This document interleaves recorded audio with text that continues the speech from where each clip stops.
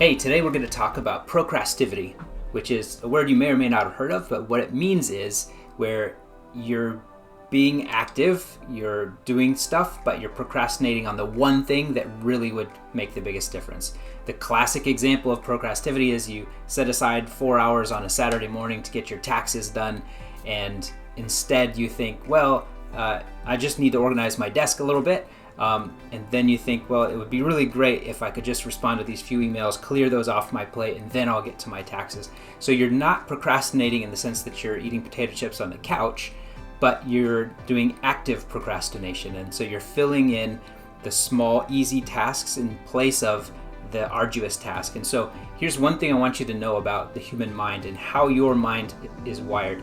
You were designed in such a way to survive. Surprise, right? And part of that survival is to conserve energy. And so anything that requires a high level of energy, your instincts are naturally going to make you want to procrastinate on that and to do some other things that are easier to check off the box and feel like you've finished.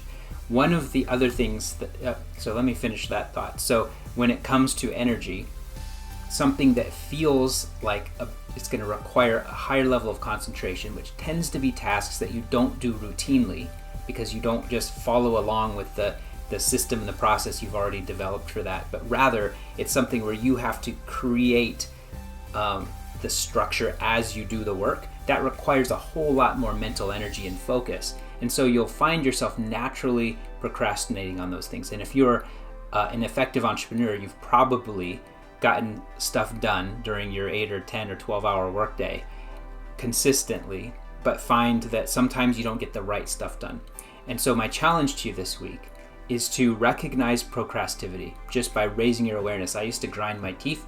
I went to my dentist and he said, we're going to use awareness therapy. I said, what's that? He says, I just tell you you're grinding your teeth and I want you to be aware of it and pay attention every time you do it. Just that simple message will raise your awareness if you start feeling this desire to grind your teeth, and mostly when I'm asleep, but the subconscious mind is still aware enough of those things for it to have an impact. In the same way that you can wake up for a flight at 5 a.m.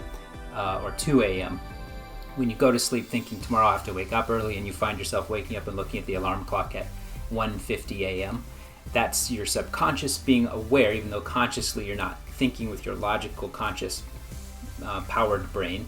You're still operating. Your mind is still awake and alert on many levels.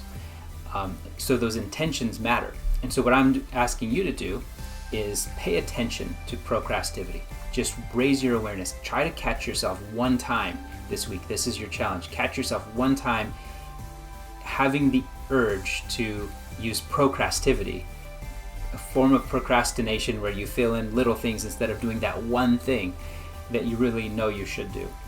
Of course, procrastivity tends to show up more when you have a list of things that you'd like to do, but you haven't time boxed them. So one of the strategies, one of the reasons why time boxing helps, when you say, here's my top 3 activities I need to get done today. Number 1, I'm going to actually create a time box for the top most important thing. So it might be a 90-minute time box that you set aside. And then what you want to do is turn off all notifications and alert people if you need to that you're focused and busy by telling them on Slack, or some of the entrepreneurs I work with who are in office settings, they have a light or putting on headphones that's understood as a signal to everyone else in the room that I'm in focus mode, don't disrupt me right now, come back a little bit later. And so what you want to do is create that time box for that number 1 thing, that most important thing, and don't let yourself fill up any of the time in that 90 minutes until it's done.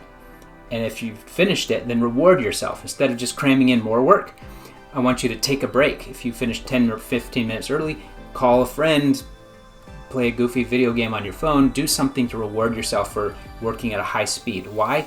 Because you're training yourself to work faster that way through behavioral reinforcement.